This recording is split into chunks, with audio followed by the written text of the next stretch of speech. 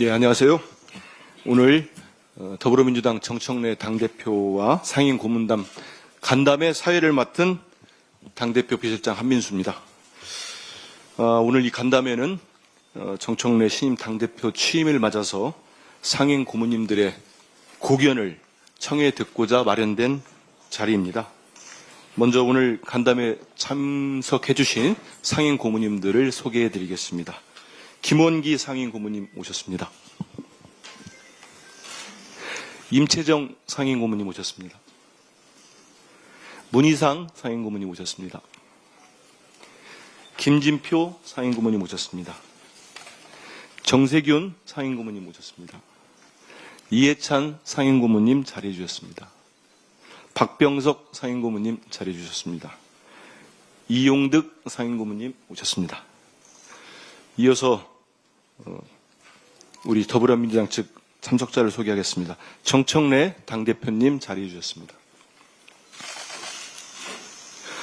조승래 사무총장님 오셨습니다. 먼저 정청래 당대표님의 모두 발언이 있겠습니다.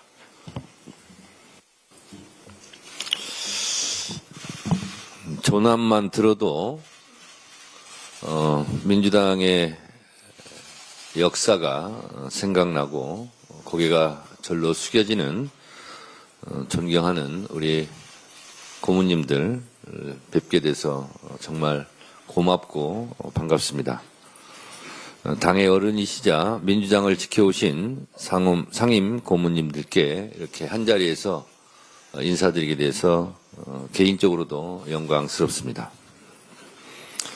신임 당대표를 맡게 된 정청래입니다. 평소 존경하는 선배님들을 이렇게 한자리에 모실 수 있어서 매우 뜻깊고 기쁘기 그지없습니다. 자주 뵙는 고문님들도 계시고 오랜만에 뵙는 귀하신 분도 계십니다. 앞으로 기회가 닿는 대로 자주 찾아뵙고 인사를 드리도록 하겠습니다. 뿌리 없이 줄기가 없고 줄기 없이 꽃과 열매가 어찌 있을 수 있겠습니까? 선배 없이 후배가 또 있을 수 없으며 어제의 역사 없이 어찌 오늘의 역사가 있을 수 있겠습니까? 고문님들, 우리 선배님들께서 창조해내신 민주당의 자랑스러운 역사와 전통을 후배로서 잘 이어나가겠다는 말씀을 드립니다. 민주당이 배출한 이재명 대통령은 김대중 대통령, 노무현 대통령, 문재인 대통령의 빛나는 업적을 계승하고 더 빛나는 성과를 거둘 수 있도록 강력하게 당에서 뒷받침하겠습니다. 우리 고모님들께서도 많은 지혜를 빌려주시리라 생각하고 기대합니다. 내란의 어둠을 걷어내고 국민의 지지와 열망 속에 3년 만에 다시 집권에 성공했습니다. 다 국민들 덕분입니다.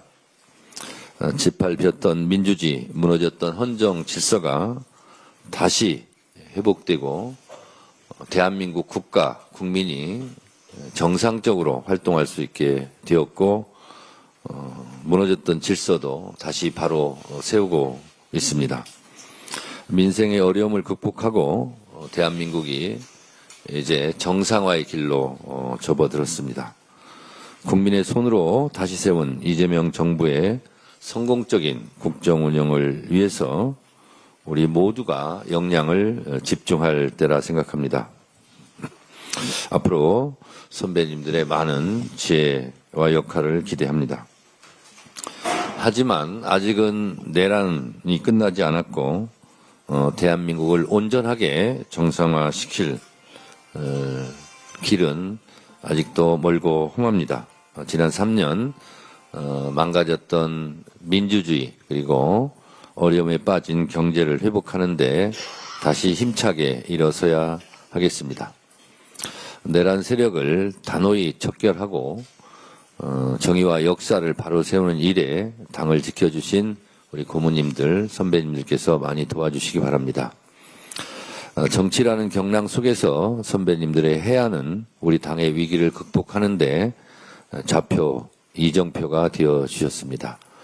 그 어떤 위기 속에서도 방향을 잃지 않고 길을 찾을 수 있도록 등대가 되어 주셨듯이 앞으로도 민주당의 앞길을 밝히는 등대가 되어 주시기 바랍니다. 그 뜻을 이어 개혁과제의 완수와 민생 회복에 전력을 다하겠습니다. 지금까지 그래 오셨던 것처럼 국민을 위해 민주당을 위해 많은 고견을 부탁드립니다. 다시 회복할 진짜 대한민국을 위해 국정 전반에 걸쳐 우리 고문님들, 선배님들의 고견을 듣고 정책과 당 운영에 반영하겠습니다. 돈을 잃으면 조금 잃는 것이요, 명예를 잃으면 많이 잃는 것이요, 건강을 잃으면 전부 잃는 것이다 라는 말이 있습니다. 아무쪼록 우리 고모님들께서 건강하셔서 당에게 많은 지혜를 주시고 대한민국을 위해서 예전에 그랬듯이 더 많은 역할을 해주실 것을 부탁드립니다. 다시 한번 오늘 자리를 함께해 주신 모든 고모님들께 감사드립니다. 고맙습니다. 예, 감사합니다. 이어서 상임 고모님들의 말씀을 한 분씩 청해 듣겠습니다. 먼저 우리 김원기 상임 고모님 말씀 듣겠습니다.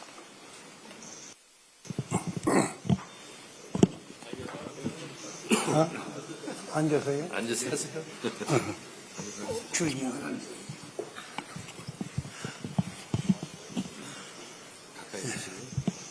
정청래 대표 맡으신 이후에 오늘 첫 자리 같은데 그동안에 우리 정 대표가 정치를 항상 안정감 있게 든든하니 해왔기 때문에 첫 자리 같지를 않고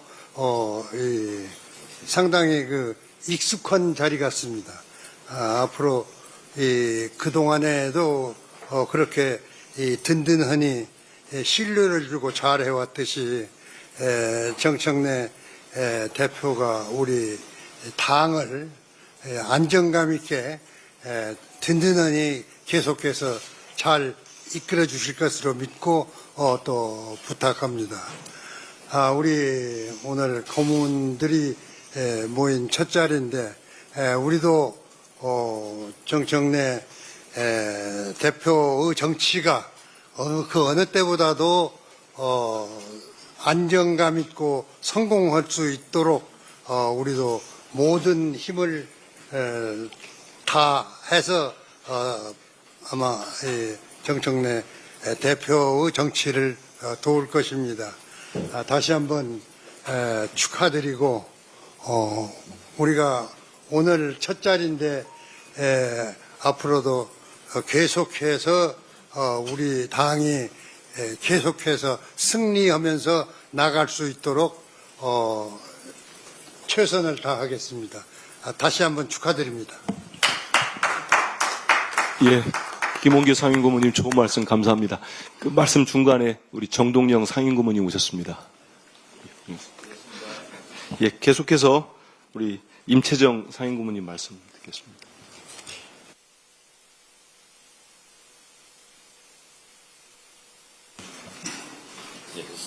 없습니까? 네, 됐습니다. 오랜만에 뵙습니다. 반갑습니다.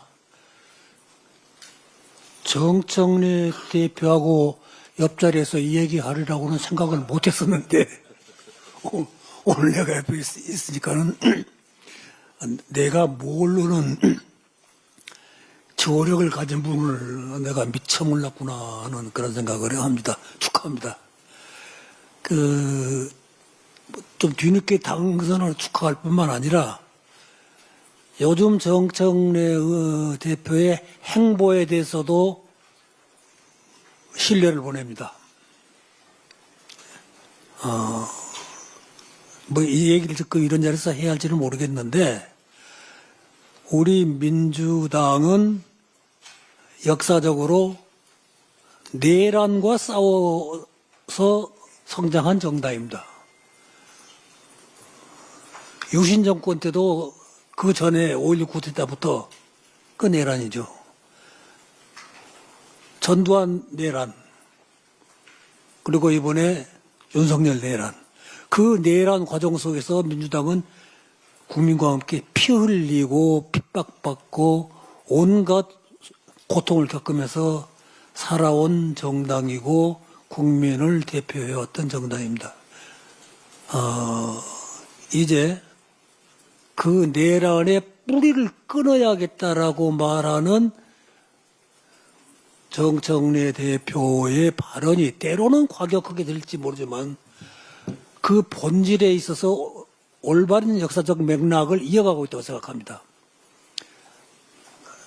괜히 나까지 이렇게 조금 과격해지는데 진심입니다. 정말 내란 뿌리 끊고 그 한국을 민주주의 반석에 올려놓는데 지금처럼 앞장서 주기 바랍니다. 그러나 과격하지는 마세요. 예, 부탁합니다. 예. 임채정 상임고문님 말씀 감사합니다. 이어서 문희상 상임고문님 말씀 듣겠습니다.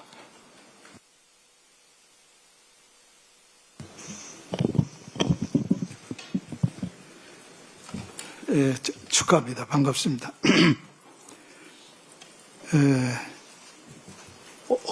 몇 때인지 우리가 동기일 때가 있었어요. 카더프 동기. 옆에 계신 이해찬 우리 컷오프 20대. 예, 나도 됐다가 기사회생 한 적이 있는데 동지의 한 사람으로서 진실로 기쁘고 고맙습니다. 메모까지 해주세요. 뿌리를 뽑는다. 내란의 뿌리를 뽑는다. 같이 동감하시는 임채정 의장님 말씀에 전적으로 동감하면서 제가 그 정광석화처럼 폭풍처럼 몰아쳐서 정광석화처럼 처리하겠다. 라는 대목에 전적으로 난 동의합니다. 그 말을 제가 많이 썼어요, 사실은. 그때마다. 개혁, 통합, 이 말은, 혁신과 통합은 정당이 새로운 일을 모색할 때, 새로운 길을 뚫어야 할 때, 그럴 때마다 늘 쓰는 두 단어입니다. 근데 그 혁신은 정광석화처럼 해버려야 돼요. 모든 게 다 청산인, 과거 청산, 적폐 청산, 이렇게 새롭게 나가야 될 길을 뚫어야 될 때는 그 말을 쓰는데 그 말은 정광석화처럼 빨리 해버려야 되지. 질이 멸렬될 때까지 느슨하게 계속 가다가 결과적으로는 동력을 상실해가지고 국민의 신뢰를 잊어버리고 그 적을 그냥 적과 뭐 싸움으로 이렇게 바뀌는 이렇게 해서 이제 동력이 상실되는 이런 예를 많이 봤거든요. 전적으로 찬성하는데 단 항상 잊지 말아야 될 게 있어요. 과유불급이에요. 과유불급. 과한 것이 오히려 유자입니다. 그 유는 오히려 불급, 미치지 못하는 것만 못하다 이거예요. 과하면 모자라는 것만 못하다 그런 뜻이에요. 그러니까 그 의욕이 앞서가지고 모든 걸 그냥 정광석화처럼 해버리려고 이렇게 하는 의욕은 좋고 그렇게 해야만 또 결과가 나와요. 그리고 실적이 보여져야 국민은 같이 따라오거든요. 그러니까 질이 멸렬되는 것보다 훨씬 나으나 지나치면 안 된다라는 말씀을 난 드리고 싶어요. 특히 당정관계. 대통령은 통합하자라는 쪽에 방점을 찍어서 가는데 당은 너무 급하게 그냥 몰아붙이자. 요때 아니면 안 된다. 그리고 굿캅, 배드캅 얘기도 내가 많이 한 얘기인데 그 역할을, 좋은 역할은 대통령께서 다 가지세요. 굳은 일, 모진 일은 내가 맡겠습니다. 전략적 사고에 엑기스되는 언어예요. 그 말은 틀린 말이 아니에요. 나는 그 말을 많이 인용하고 그래야 된다고 생각해요. 그러나 큰 흐름, 대한민국의 지금 전체의 흐름으로 볼 때는 정치 자체가 멸실됐다, 붕괴됐다, 이런 상황에 처해서 지금 현재 새로운 정치를 모색하는 길은 그것만 가지고는 안 된다는 걸 잊지 마세요. 그걸 하려다가 밥도 안 되고 죽도 안 되고 죽도 밥도 아닌 일이 될 수도 있어요. 그러니까 조심스럽게 하되, 참으로 어려운 말입니다. 그러나 혁신을, 개혁을 정광석처럼 해버린 데는 그 근본 취지는 옳다. 그 말을 하고 싶었습니다. 감사합니다. 예, 문희상 상임고문님 말씀 고맙습니다. 이어서 김진표 상임고문님 말씀 청해 듣겠습니다.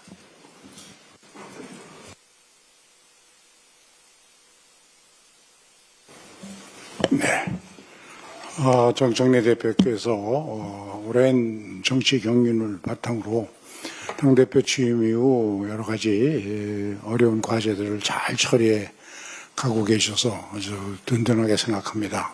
여러 의장님들, 고문님들 말씀처럼 앞으로도 내란 세력의 극복과 헌정 질서 회복이라는 당면 과제를 이런 정치 경륜을 바탕으로 종합적으로 고려해 가면서 잘 처리해 주시라고 믿습니다. 저는 여러분들이 이 문제를 얘기해 주셨으니까 조금 경제 쪽으로 좀 이야기를 해드리면 어떨까 생각해 봅니다.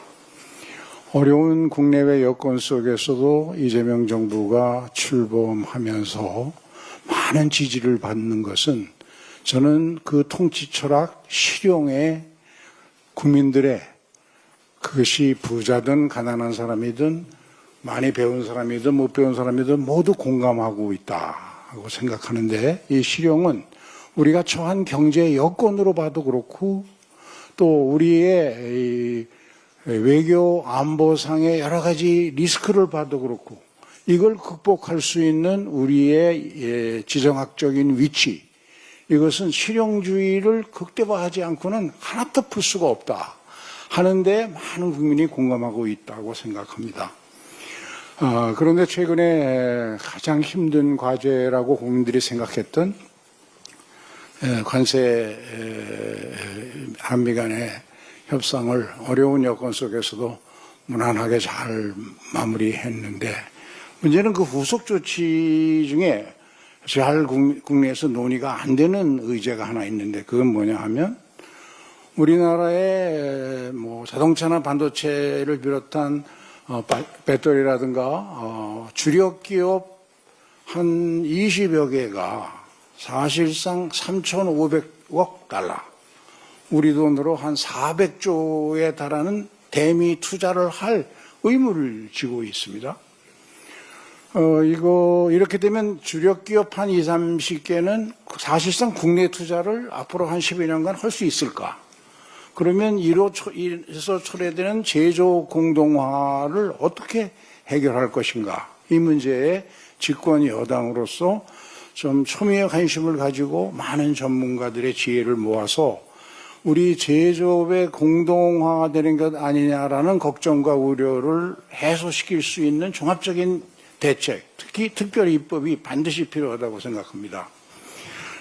이것은 이제 가장 중요한 것은 이럴 때 필요한 것이 한국에서 기업하기 좋은 여건을 만들어줘야 되니까 재정 지원이라든가 세제, 금융, 또 특히 노동정책, 인력에 있어서 기업들이 그동안 요구해 왔던 이런 규제 완화, 뭐 예를 들면 최저임금의 업종별, 지역별 다원화, 이것이 상당히 많은 선진국가들이 채택하고 있는데 그 나름의 이유가 있겠죠. 또 근로시간의 업종별 다원화를 이런 걸 해내려면 이건 민주당 정부 아니면 해결 못하는 과제라고 생각합니다. 왜냐하면 DJ 대통령 외환위기 때 이후 우리나라는 노동개혁과 자본개혁을 하나도 한 게 없습니다. 실제로. 그 이유는 그때는 노사정 대타협을 이루어낼 수 있었는데 지금 그게 그 뒤에 민주노총이 제도권 밖으로 나가면서 사실상 아무것도 추진된 게 없다는 게 전문가들 평가인데 이 일을 좀 포함해서 특별히 노사정 대타협의 프로세스를 거쳐서 이런 규제 완화를 기업들이나 국민들이나 노동자들이 피부로 느낄 수 있도록 확실하게 만들어내는 이것이 새 정부의 가장 중요한 실용 과제 아닐까 생각해 봅니다. 그리고 이제 좀 더 구체적으로 들어가 보면 제조 공동화를 막으려면 중국이나 베트남 등에서 지금 여러 가지 여건상 국내로 리쇼어링 할 수밖에 없는 기업들이 많은데 이 기업들을 지방의 산단에 스마트 산단을 만들려는 것을 각 지방에서 경쟁적으로 하고 있어서 지방의 산단에 이것을 잘 유치할 수 있는 그런 정책들 그리고 중요한 규제의 하나는 우리나라에 적을 두고 본점을 두고 본사를 두고 있는 기업들이 해외에 투자하는 어느 최소한의 한도,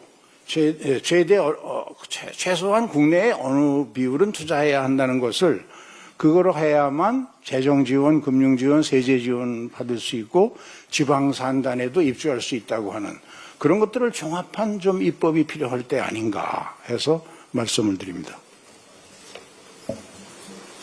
예, 김진표 상임고문님 말씀 감사합니다. 이어서 정세균 상임고문님 말씀 듣겠습니다.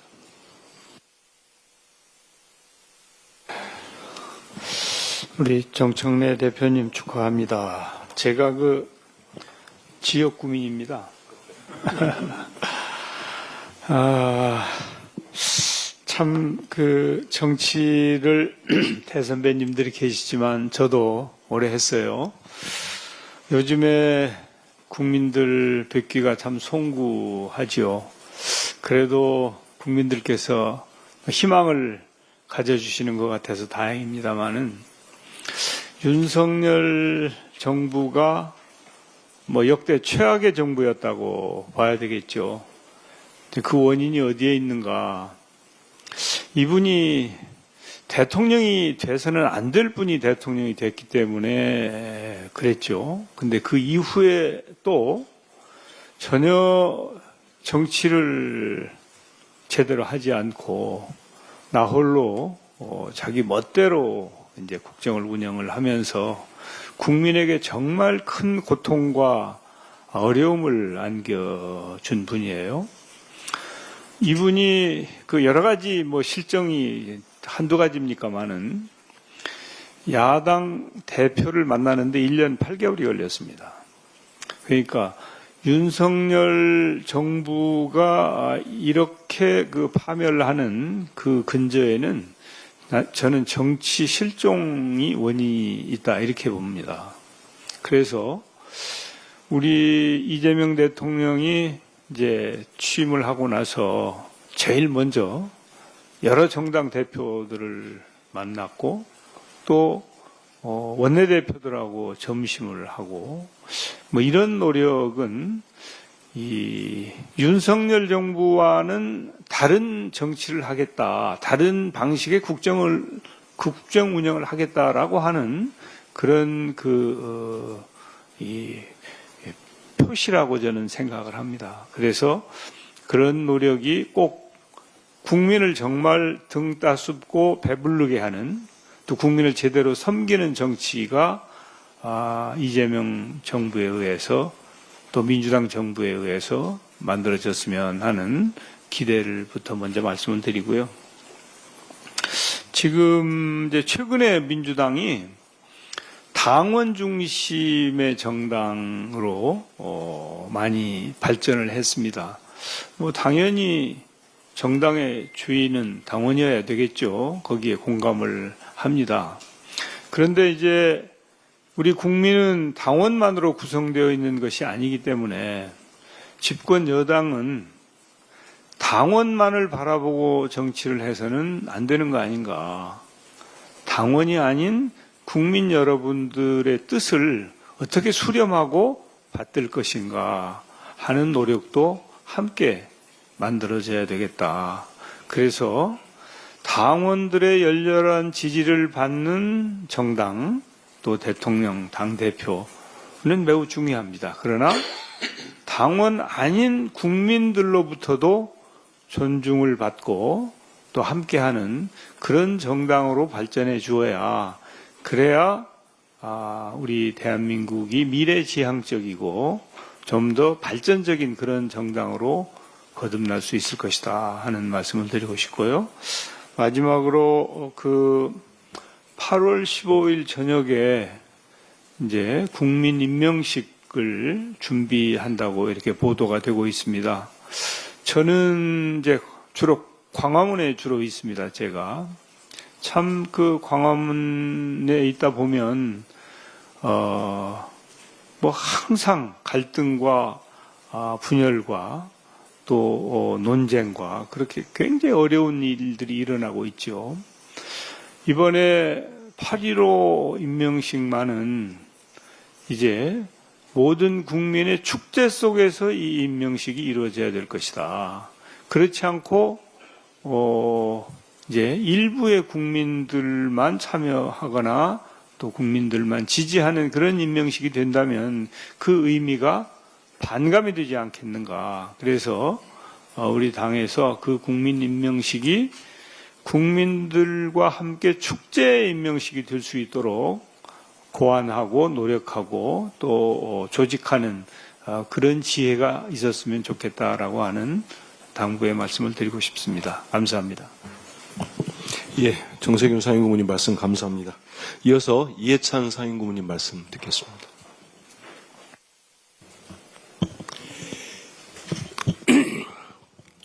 정청래 대표님, 어려운 시기에 더불어민주당 대표를 맡게 된 것을 진심으로 축하를 드립니다.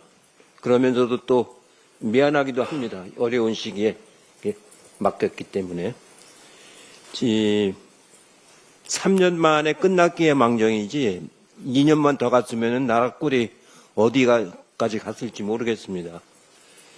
35년 만에 내란을 할 거라고는 누가 생각을 했습니까?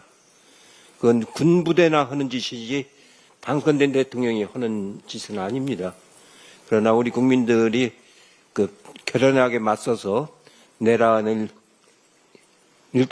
수괴급들은 진압을 했습니다. 그러나 관련된 사람들은 아직도 암약을 많이 하고 있기 때문에 끝까지 잘 대응을 해야 되리라고 봅니다. 금년 말까지가 언론개혁, 검찰개혁, 또 내년 지방선거 준비, 또 개헌을 준비하는 그런 아주 중요한 시기라고 봅니다. 하나하나가 다 미묘하고 까다롭고 이해관계가 얽히는 거기 때문에 잘 이걸 풀어나가야 되는데, 최근에 우리 사회의 큰 변화는 소통을 매우 중시한다는 겁니다. 그동안에는 위에서 결정을 하고 집행만 하면 되는데 그게 아니고 이제는 소통을 반드시 필수적으로 해야 되는 민주적 사회로 크게 옮겨가고 있다고 판단입니다. 그것이 국민주권이고 당원주권이고 그렇습니다. 전당대회를 해봐도 그렇고 총선을 치러봐도 그렇고 대통령 선거에서도 소통을 얼마나 잘하는가가 매우 중요하다는 것을 우리 정치사에서 크게 새롭게 느낄 수가 있습니다. 특히 여러 가지 중에서도 검찰개혁은 국민들이 아주 너무나 이번에 처절하게 경험을 했기 때문에 굉장히 갈구하고 있는 그런 사안이라고 생각이 됩니다. 또 우리가 오랫동안 대통령 중심제의 임기 조항 때문에 개헌을 제대로 하지 못해가지고 여태까지 왔는데, 사실은 87년 당시에 우리 국가의 성격하고 지금 25년 국가의 성격은 굉장히 많이 바뀌었습니다. 이렇게 바뀐 사회에서 개헌을 못하기 때문에 여러 가지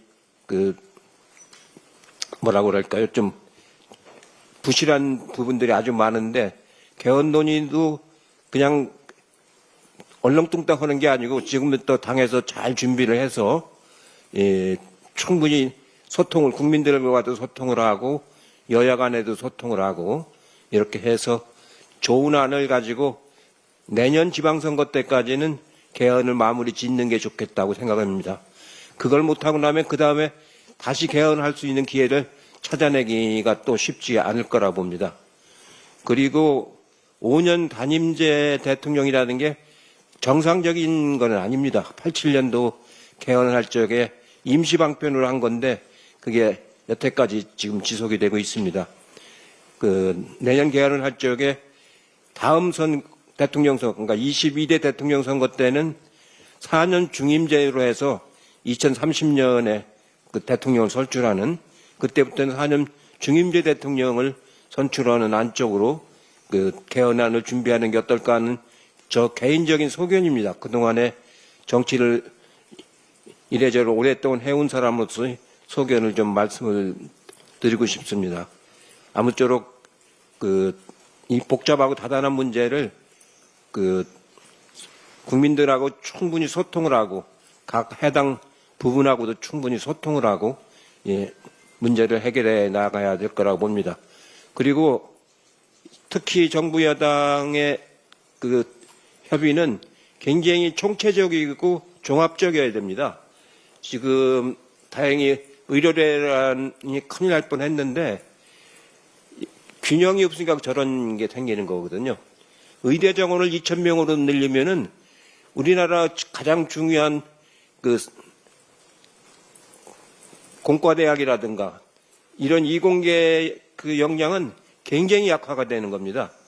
그런 것도 하나도 따져보지도 않고 막 뚝딱하고 이렇게 내놓는 그런 정책이 또 나와서는 안 되기 때문에 당정 청간에 긴밀하게 협의를 해서 좋은 정책을 만들어주기를 특히 대표가 적극적으로 나서서 해야 됩니다. 그렇지 않으면 공무원들한테 맡겨놓으면은 이 핑계 저 핑계 대고 잘 안 합니다. 그리고 늦습니다. 그리고 핵심을 비켜나가는 경우도 많고요. 그런 건 당대표께서 철저하게 챙기셔가지고 해주시기를 부탁을 드립니다. 고맙습니다. 예, 이해찬 상임고문님 말씀 감사합니다. 이어서 박병석 상임고문님 말씀 듣겠습니다. 예. 국제 질서가 급변하고 있습니다. 안보는 물론이고 경제 질서도 급변하고 있습니다. 각국의 국익 앞에 우방도 없다는 것이 현실입니다. 이것이 일시적인 현상이 아니라 구조적인 흐름인 것으로 보입니다. 경제가 먹고 사는, 잘 살고 덜 사는 문제라면 외교 안보는 죽고 사는 문제입니다. 우리 정치 지도자들 사회 각층은 바로 국제 질서의 흐름에 예견하고 대처할 수 있는 것이 대단히 중요하다. 국내 정치와 국정의 운영도 그러해야 된다고 생각합니다. 개혁은 깊고 신속하게 빠른 시일 내에 끝내고 이제 국민통합의 길로 가야 합니다. 국민통합을 위해서는 정치의 복원이 필요합니다. 우리 이재명 대통령이나 정청래 대표께서 리더십을 가진 만큼 우리 윤석열 정부의 정치 실종을 반면교제 삼아서 정치를 복원해야 합니다. 국민의 통합과 공감대가 있어야만 국정의 모든 분야, 외교 분야까지 힘을 가질 수 있다는 것을 강조하고 싶습니다. 마지막으로 개헌을 꼭 이뤄주시기를 부탁합니다. 여기 계시는 상임 고문 거의 모두가 재임 기간 동안에 개헌에 대한 강한 집념과 추진을 했습니다만 결심을 보지 못했습니다. 지금 정청래 대표가 이끄는 민주당은 87년 민주화 이후에 가장 막강한 여당이 되었습니다. 힘이 있습니다. 이 시기에 오랜 소망인 개헌을 이룸으로써 우리가 새로운 시대에 걸맞는 헌법을 가질 수 있도록 노력해 주시기 바랍니다. 이상입니다. 예, 박병석 상임고문님 말씀 감사합니다. 이어서 정동영 상임고문님 말씀 듣겠습니다. 네, 정청래 대표님 축하합니다. 오늘 이 자리 보니까 민주당의 역사가 깊은 정당이 맞습니다. 옆자리에 오른쪽 왼쪽에 김원기 의장님, 임채적 의장님 흰머리와 정 대표의 까만 머리가 아주 경륜과 열정을 상징하는 것 같습니다. 아마 상임고문단 회의 대표 될 때마다 새 대표들이 하시지만 오늘 제일 진지하고 깊이 있는 말씀들을 많이 해주시는 것 같습니다. 저도 한마디 거들면 우리 정청래 대표는 청년 시절부터 실천적 한반도 평화주의자입니다.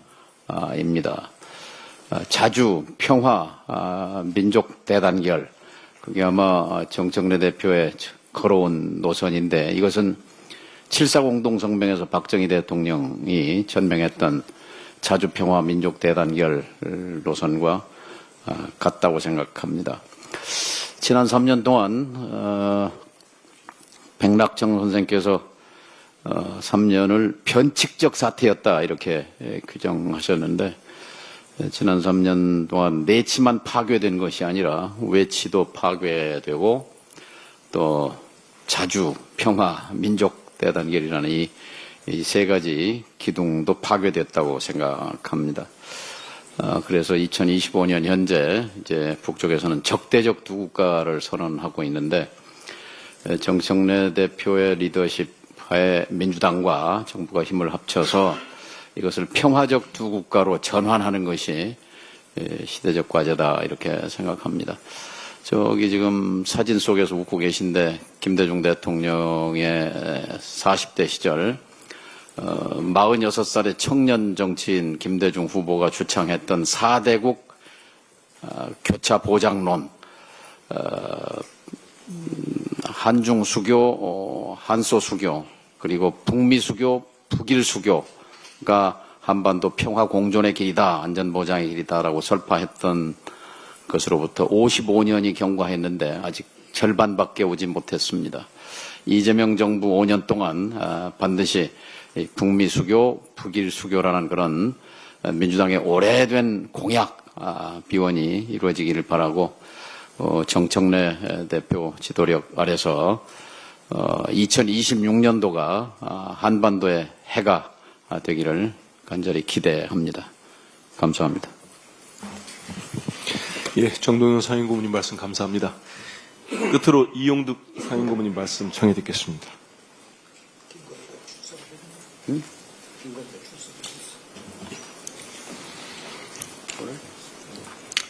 앞서서 좋은 말씀 많이들 해주셨고요. 저는 우리 정청래 대표님한테 덧붙여서 앞선 말씀에 덧붙여서 드릴 거는 문희상 선배님이 아까 그랬어요. 정광석화처럼 빨리 해야 되는데 과유불급은 하지 마라 이런 말씀도 하시고 어쨌든 쭉 한번 적으면서 요약을 해봤는데 방향은 맞는다. 근데 속도는 국민 눈높이에 맞춰서 가야 된다 하는 이런 것 같아요. 그러면서 제가 말씀드릴 거는 우리 김대중 대통령의 말씀 중에 두 가지. 하나는 국민보다 반보만 앞서서 가라. 선배님도 그런 말씀 기억나시잖아요. 너무 앞서가도 국민이 따라오질 못한다는 거 아니겠습니까? 그래서 그런지 여론조사가 제가 봐도 참 잘하고 우리 민주당 지도부나 이재명 대통령이나 잘하고 계신데 여론조사는 어제 뚝 떨어졌어요. 저거구나. DJ께서 국민보다 반보만 앞서서 가라 이런 말씀이 계셨고, 그 다음에 우리 정청래 대표님, 정치라는 거는 국민을 위해서 하는 건데 악마와도 손을 잡아라 이런 말씀을 하셨어요. 그러니까 그게 국민 눈높이 아니겠느냐. 그래서 그 두 가지만 말씀드릴게요. 방향이 아무리 맞더라도 속도가 항상 국민 차원에서 좀 봐줘야 된다. 그렇다면 두 가지. 반보만 앞서서 가야 되고 악마와도 국민을 위해서라면 손을 잡아야 된다 한 말씀을 꼭 상기시켜 드리고 싶습니다. 이상입니다. 예, 말씀 감사합니다. 지금부터는 예, 대표님. 우리 고모님들 정말 귀하신 말씀 많이 해주셔가지고 당을 운영하는데 많이 도움이 될 것 같습니다. 우리 김원기 고모님께서는 안정적으로 신뢰를 가지고 당을 운영하라는 그런 말씀이신 것 같고, 임채정 우리 고모님께서는 내라는 이것은 확실하게 끊어내야 된다. 이런 귀한 말씀 감사드리고요. 그리고 문희상 고모님의 질이 멸렬도 안 되지만 과유불급도 안 된다. 이런 말씀도 아주 잘 들었습니다. 그리고 김진표 고모님께서 여러 가지 경제를 걱정하시면서 특별입법 한번 고민해봐라. 이건 당에서 연구를 해서 한번 성과를 내보도록 그렇게 하겠습니다. 그리고 정세균 고모님께서는 정치를 복원해라 이런 말씀을 하셨는데 아주 귀하게 잘 새기겠습니다. 그리고 우리 이해찬 고모님께서는 80년 이후에 개헌이 지금에는 안 맞으니 개헌을 했으면 좋겠다. 4년 중임제를 했으면 좋겠다는데 제가 귀에 번쩍 뜨인 말을 아직까지 어느 누구도 지적하지 않으신 건데 의대정원을 2,000명 늘리면 이공계가 약화된다. 이런 굉장히 저로서는 처음 듣는 말씀이고 아주 속 깊은 균형 감각이신 것 같아서 아주 귀에 번쩍 뜨였습니다. 잘 새기겠습니다. 그리고 박병석 고모님께서는 국익 앞에 우방도 없다. 참 이 말씀이 참 가슴에 많이 와닿습니다. 분명히 우리가 한미동맹을 유지해야 되지만 또 관세 협상이라든가 뭐 주한 미군 방위비 분담금 관련해서도 또 우리의 또 국익을 챙겨야 되고 이렇게 국제 질서가 참 엄혹하게 가고 있는 부분에서 지적해 주셔서 정말 감사드리고요. 그리고 우리 정동영 고모님께서 북미 수교, 북일 수교 사실은 이것이 한반도 평화에 대한 항구적인 체제 안정을 꾀하는 궁극적 목표일 텐데 하노이 노딜로 참